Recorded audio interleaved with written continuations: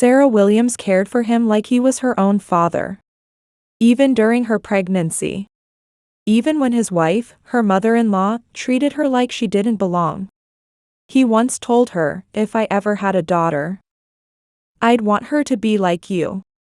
And when he learned she was expecting, he was overjoyed. He said he couldn't wait to meet the baby. But after he died, his wife burned every trace of the bond they shared. Photos, letters, memories. Then she threw Sarah and her husband out of the house. "You have no place in this family," she said. She thought she'd erased their relationship. But what she didn't know was that he'd left behind something. A secret. A will. And the truth that would change everything. Sarah Williams, 35, worked as a nurse at a small clinic in her community. Despite the modest salary, she found meaning in her work, dreaming of one day opening her own community care station, a place where dignity came before efficiency. Recently, she discovered she was pregnant.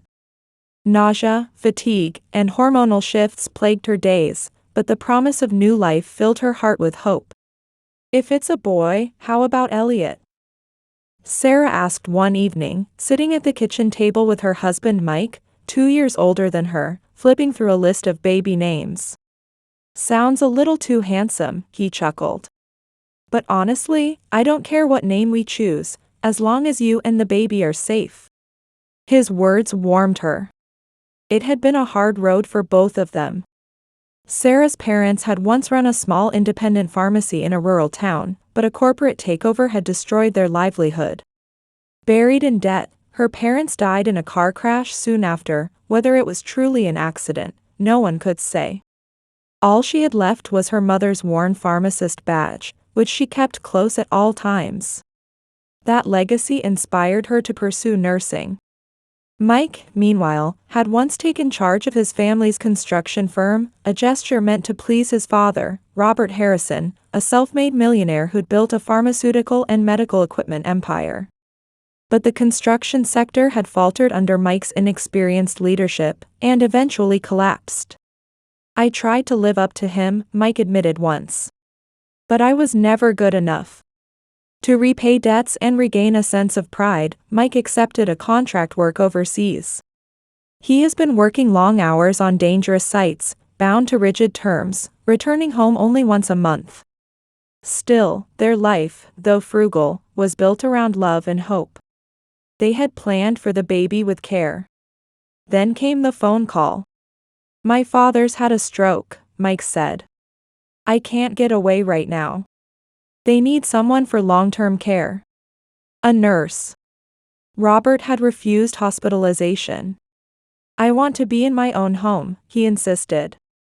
His wife, Patricia, Mike's mother, was determined to oblige, more for the sake of appearances than concern. Patricia, a prominent figure in local society, prided herself on being respected in every elite circle and was obsessed with maintaining the Harrison name's image. Patricia's call to Sarah was clinical. "You're a nurse, aren't you? I'd like to hire you to care for Robert. I'll pay you, of course." Sarah was taken aback by her businesslike attitude. She hesitated about the offer. "Should I tell her about the pregnancy?" she asked Mike. He paused. "My mom sees any kind of a weakness as a failing. If she knows, she'll treat you like a liability." Sarah disliked the secrecy but agreed. She wasn't doing this for Patricia. She was doing it for the man who was ill, and for the child growing inside her. "I want you to be born into a world where kindness matters," she whispered one night with her hand on her belly. Upon arriving at the Harrison mansion, Sarah was greeted with a smile too smooth to be sincere. "Welcome, Sarah. Thank you for doing this," Patricia said. Then, as they walked toward the patient's room, she leaned closer. "You arrived at quite the convenient time, didn't you? Just don't think that earns you a place in this family." Sarah said nothing, locking her jaw to keep from responding. Robert lay unconscious in a room fitted with the latest machines. A private nurse handed over his charts and left quickly, and Sarah began her work, monitoring vitals, preparing meals, adjusting medication schedules. Every hour brought new strain. Mike, calling from abroad, continued to downplay Sarah's fatigue. "I know it's hard, but Mom's not in great shape either. Please hang in there.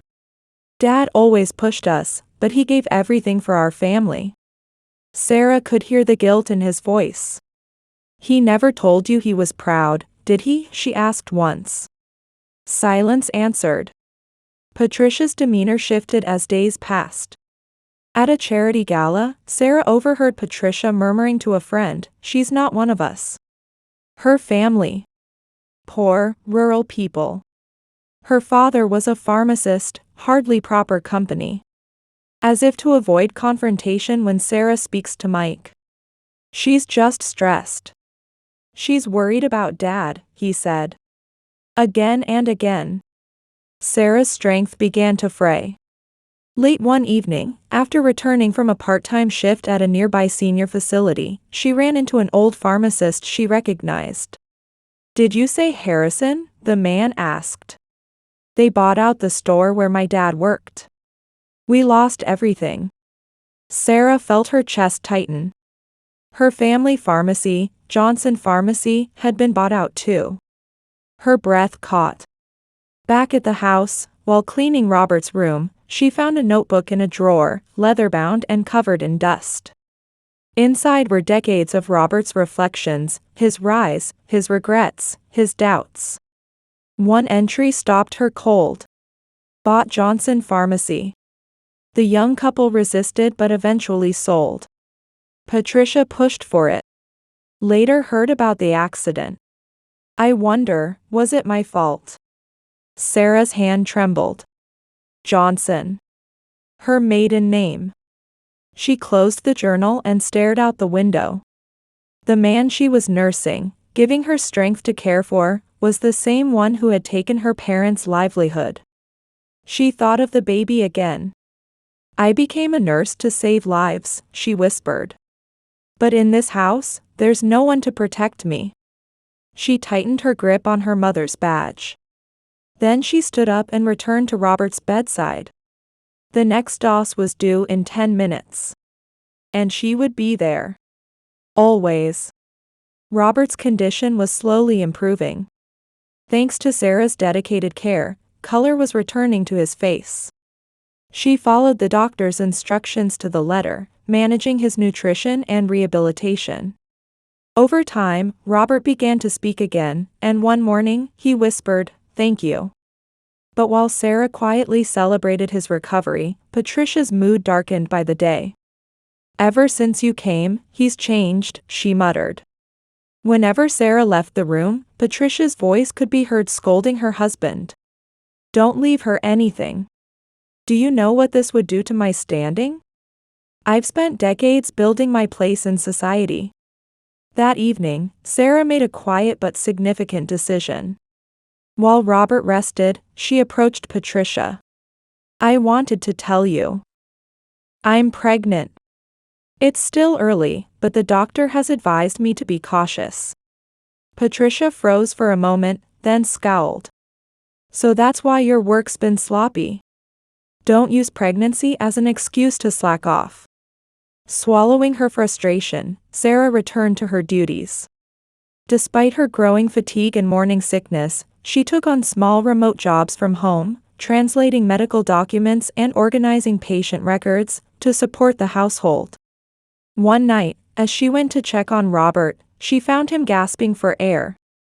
His blood pressure had spiked, and he was slipping in and out of consciousness. Sarah rushed to his medications and immediately noticed unfamiliar pills. "These aren't supposed to be combined. This dosage could be fatal." Relying on her pharmaceutical knowledge, she contacted the doctor and arranged an emergency intervention.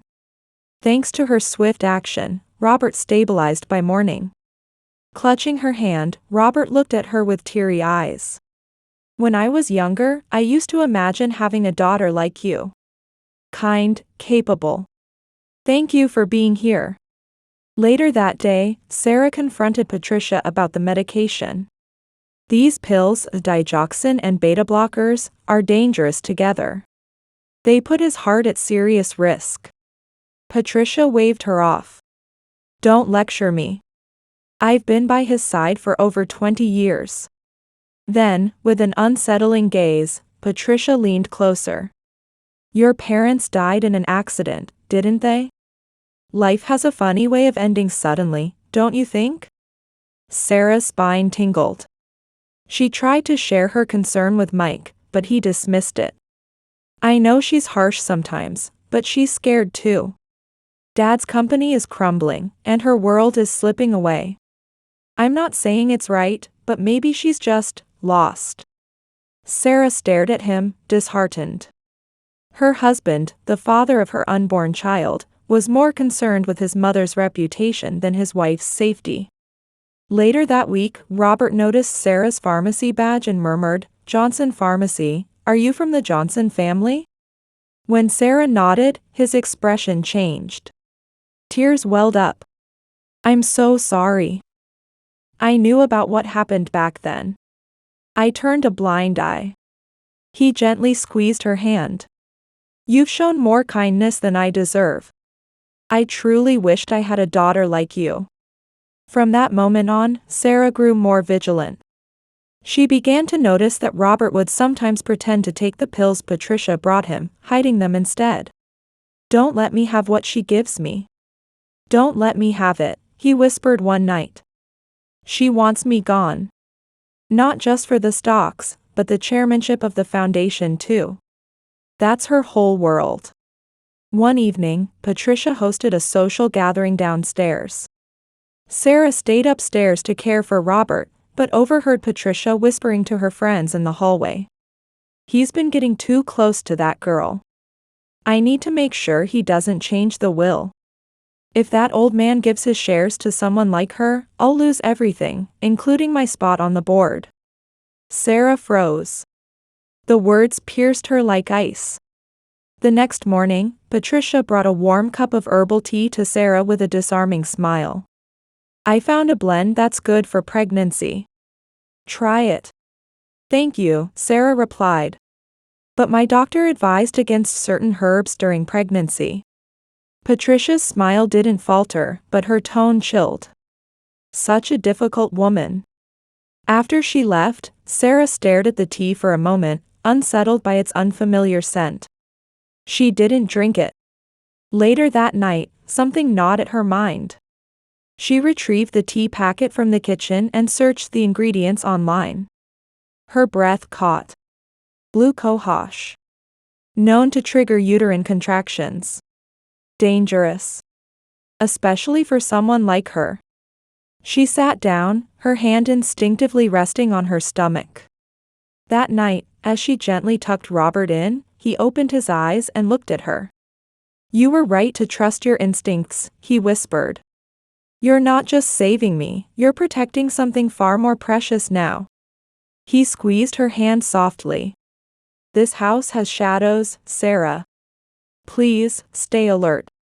Time passed, and Sarah's pregnancy entered its final trimester. Despite her growing belly and the limitations it brought, she continued to care for Robert with unwavering devotion. His condition had stabilized. Under his quiet instruction, the family physician was discreetly replaced, and Sarah was entrusted with managing his medication directly. But Patricia's hostility only grew sharper. She now openly sneered at Sarah's pregnancy, calling it a clever ploy to secure her place in this house. One day, Sarah overheard Patricia whispering to a friend in the sitting room.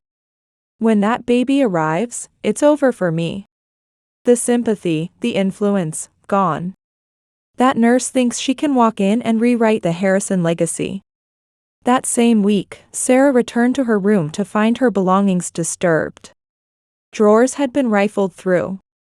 Her mother's pharmacist badge, her most precious keepsake, was gone.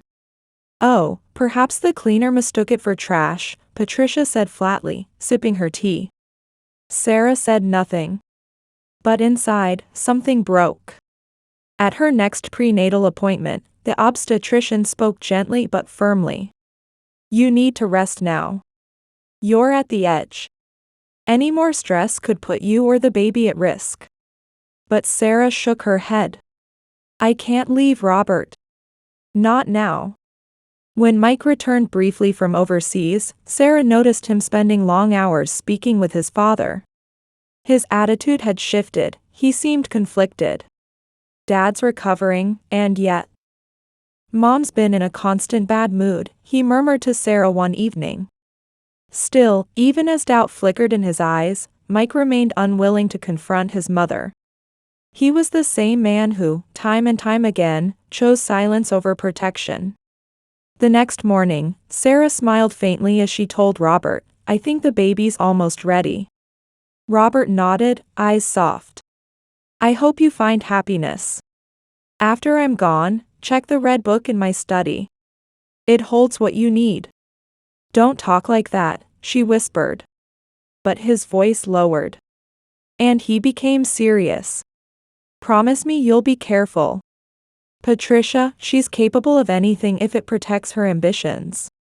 That evening, Sarah felt the contractions begin. Earlier than expected. She called Mike. Then, as the pain surged, she turned to Patricia. I'll call Mike back, Patricia said smoothly. You go. I'll stay with Robert. Sarah hesitated. But the next wave of pain made the decision for her. She left by taxi, holding her belly and biting back the fear. Hours later, in the hospital delivery room, Mike arrived, face pale, eyes downcast. Dad, he deteriorated suddenly. Mom was alone with him when it happened. Pain tore through her, not just from labor, but from the thought of not being there. Of what might have been done. But there was no time. Sarah gave birth to a baby boy, healthy, crying, beautiful. She clutched him close, her heart pulled in two directions. Later, in the quiet of her hospital room, Mike returned. He's gone, he said. He passed, a few hours after you left. Sarah sat in stunned silence. Regret, sorrow, exhaustion, all clashed within her.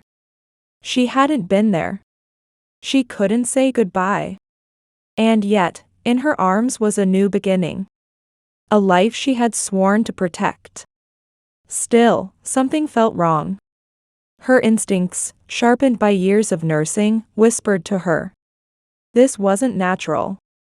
He was getting better. Something must have happened.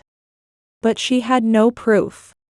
And now, her focus had to be on her child.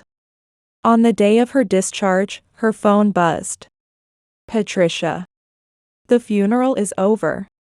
It was a private service, just family and respected associates.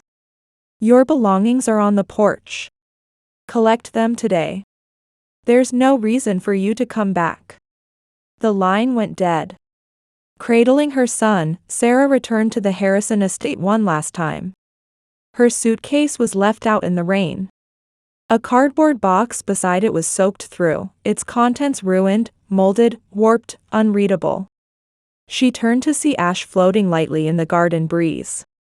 Following it, she found the remnants of a scorched album near the back patio. One photo remained partially intact, her and Robert, smiling. The edges were blackened, curling. Patricia stepped out, wine glass in hand. Memories, she said casually, are easy to erase when reduced to ash. You and your child have no place here. If you touch a cent of Robert's estate, I'll sue you. I intend to protect what's mine. Sarah didn't answer. She only hugged her son closer. And my mother's badge? She asked, voice steady. Patricia shrugged. Probably lost in the cleanup. You know how clutter builds up. That night, Sarah sat alone in a tiny apartment. It was old. Bare. But for the first time, it was hers. There had been the option to return to the house she once shared with Mike. But she couldn't bring herself to go back. That space, once filled with warmth, had become hollow. A reminder of neglect, of absence. Now, she needed something new. A space to begin again. A place where no one could threaten her child's future. She looked down at the sleeping infant, her voice a whisper. If only I'd seen what was in the red book. She hadn't. Not yet. Still, her mother's strength lived on in her. And her story wasn't over. It had been a month since the funeral. Sarah had settled into a quiet routine in her tiny apartment. The space was small and sparse, but it was hers. Her baby boy slept peacefully beside her, unaware of the storm that had changed their lives. That afternoon, the sound of an engine caught her ear. A luxury car pulled up in front of her building. From it stepped a silver-haired man in a crisp navy suit. "Sarah Williams," he asked politely. "My name is James Morris, from Green & Associates. I'm the executor of Robert Harrison's will." Sarah stood frozen for a moment, then adjusted the baby in her arms. "I haven't heard anything from Patricia," she said quietly. James offered a thin, knowing smile. "I didn't expect you would. But Mr. Harrison made it very clear before his passing, you and your child are to be present for the official reading of his will." Sarah hesitated. "What if it causes problems?" James looked her in the eye. "He wanted you there. That's all that matters." Sarah glanced down at her son. "For him," she whispered. "I'll be there." The day of the reading arrived. The law office was sleek and intimidating, polished in chrome and marble. Sarah entered, holding her son close. Patricia was already seated at the long oak table, her arms crossed, eyes cold. Mike sat beside her, visibly tense. James Morris stood at the head of the table, files and envelopes laid out in precise order. "This is the final will and testament of Robert Harrison," he began. "Signed, witnessed, and legally registered before his passing, with full mental capacity." Patricia's expression twitched. The contents were read aloud. Robert had left a substantial portion of his estate to his son, Mike. But then, "To my grandson, born of Mike and Sarah, I leave a trust fund for his education and future, effective immediately." Sarah blinked. Then came the next line. "To Sarah Williams, in recognition of her selfless care, compassion, and strength during my final days, I leave a portion of my financial estate and shares in my medical technology company.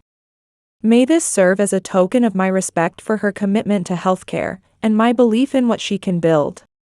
The room was silent. Patricia shot up from her chair. "This is outrageous. That woman manipulated him. She's nothing but a nurse. A liar. She brainwashed my husband and stole my inheritance." James calmly opened a second envelope. "I was instructed to present this if Mrs. Harrison objected to the contents of the will." Which, it seems, was anticipated. He revealed a sealed pouch containing a handwritten journal, photographs, a small digital recorder. James pressed play. The room fell silent as Robert's voice crackled to life. The words were faint, but filled with tension. His voice was strained, cautious, almost fearful.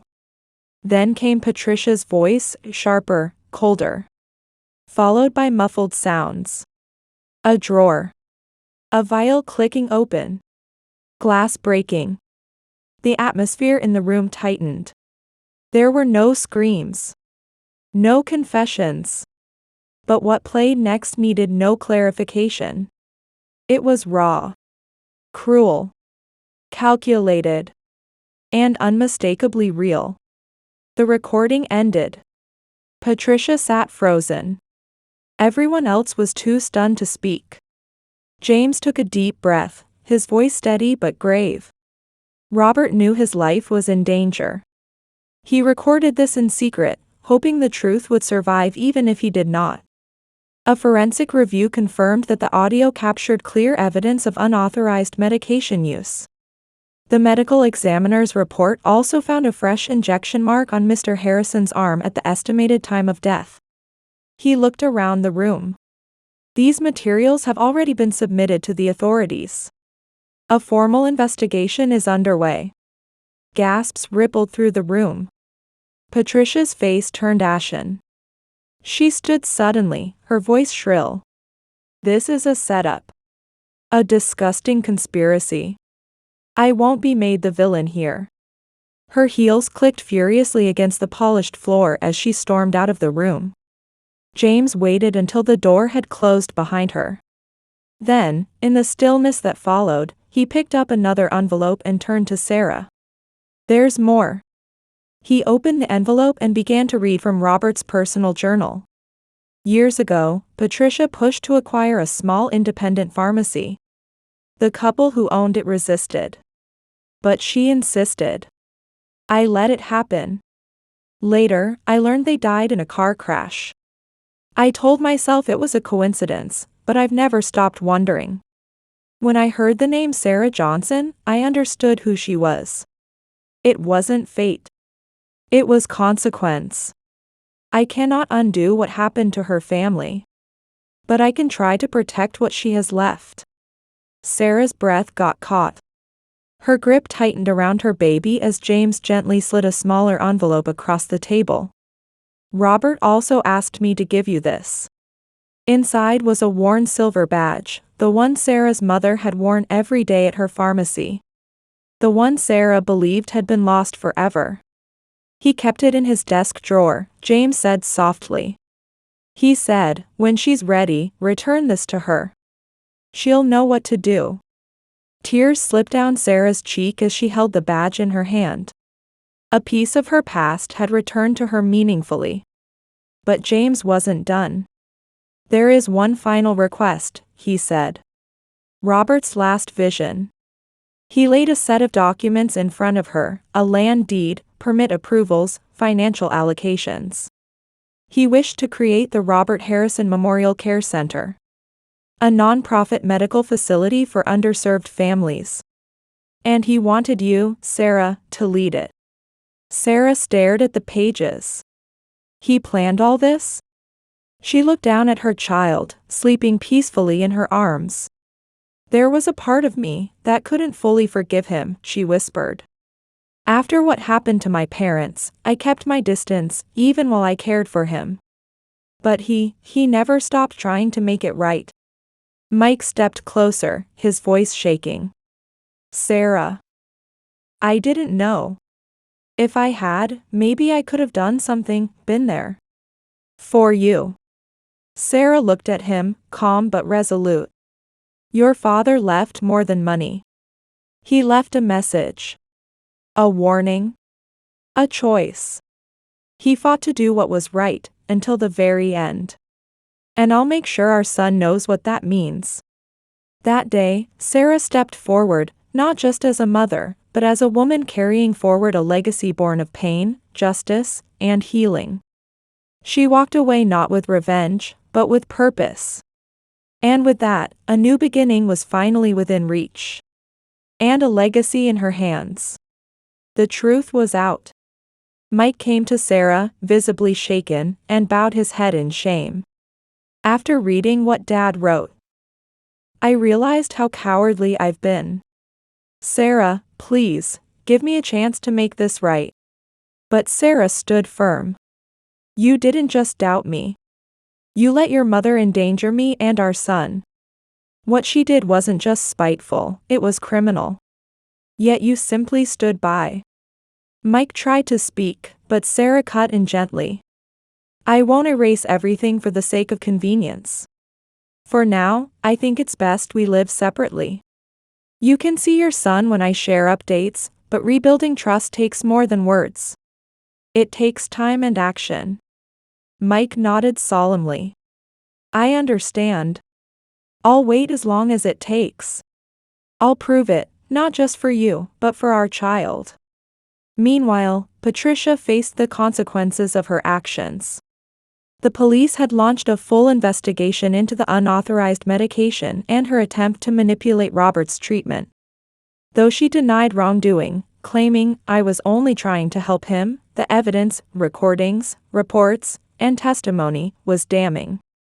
She was found guilty, receiving a suspended sentence along with a court-mandated term of community service.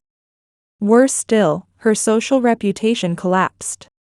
She was removed from charity boards, shunned by her peers, and barred from any position related to health or public welfare. Sarah, for her part, chose not to let hatred consume her, but she made one thing clear. "My child will never call someone who endangered their life grandmother. We are done." The court agreed, granting Sarah's request to legally restrict Patricia's contact with the child. Cradling her baby one evening, Sarah whispered softly, "She hurt us, yes. But your grandfather, he was brave. He tried to do the right thing in the end. Someday, I'll tell you all about him. You carry his hope forward." With Robert's inheritance and her own experience as a nurse, Sarah moved forward with the dream they now shared, establishing the Robert Harrison Memorial Care Center. She gathered support from the community, found a space in an aging commercial building, and began renovations. "Everyone deserves dignified health care," she told local press. "This center will also provide support programs for children who have lost parents, because I know what that kind of pain feels like." Her words carried not just conviction, but healing. One afternoon, Mike called her back to the Harrison estate. "Come to the study," he said. "It's time you found what Dad meant by the Red Book." With her son in her arms, Sarah returned, one last time. The mansion was quiet. Patricia was no longer there.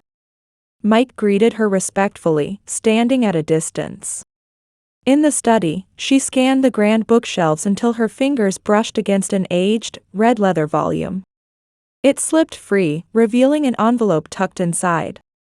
Inside were a faded photo of her parents in front of Johnson Pharmacy, and Robert's handwritten note. "True wealth isn't money, it's compassion like yours. I rushed the buyout at Patricia's urging. I regret it deeply. I've always wondered if she had something to do with your parents' accident. Since that day, I tried to care more about people, not profits. But for them, it was too late." On the final page, a message addressed to Sarah's son. "Your mother is the bravest and kindest person I've ever met. Learn from her. Treasure her. My biggest hope is that you'll carry on the dream I failed to complete." Beneath it was a photo of the old Johnson Pharmacy sign and a final wish. "Let this center honor their passion and legacy." Tears welled in Sarah's eyes as she held the note to her heart. "Thank you, Robert," she whispered. "This is the gift I never expected, but one I'll protect with everything I have." Later, holding her son to her chest, she smiled gently. "I've decided to name you after him, Robert. Not because of what he gave us, but because of what he believed in." 1 year passed. At the opening ceremony of the Robert Harrison Memorial Care Center, Sarah stood before a small crowd, her son in her arms, ribbon in hand. On the wall behind her hung a plaque. "Dignity in care for all, in honor of the Johnson Pharmacy legacy." Beside it were framed photos of her parents. Below them, displayed in a glass case, was her mother's pharmacist badge, restored, shining. The center offered free and low-cost healthcare for struggling families, education programs for children, and support groups for those who had lost loved ones. Local doctors and volunteers began to donate their time. The place pulsed with compassion. And slowly, Mike too began to change. He helped stabilize his father's company, not alone, but with help, and pledged steady support to the center. He made no grand gestures, only small, consistent efforts. "I know trust isn't restored overnight," he told Sarah once. "But I'm willing to earn it." She nodded. Not ready to forgive yet, but not unwilling either. As for Patricia, she vanished from public life.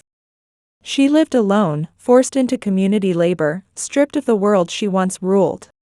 Even when she pleaded, "He's my grandson," the court reminded her, the child's safety comes first. One evening, at a community event, Sarah stood before a small audience. "We all experience loss and setbacks," she said. "But if we can turn that pain into something meaningful, for someone else, then maybe the struggle wasn't in vain." Her voice was steady, her heart full. Even the worst pain, she remembered Robert saying, can one day become something greater. She held those words close as she watched her son, now walking, waving at something unseen beyond the window. Sarah smiled softly. "Thank you, Robert. We'll be okay." In the garden of the center, at dusk, she played with her son under the fading light. From a distance, Mike watched, respectful, waiting. For the first time, Sarah approached him. "Would you like to join us for dinner tonight?" she asked quietly. Mike's eyes lit up, and he nodded. It was just one small moment. But it was real. From grief came purpose. From betrayal came clarity. And from ashes came the roots of something enduring. Sarah has rose again. This time on her own terms.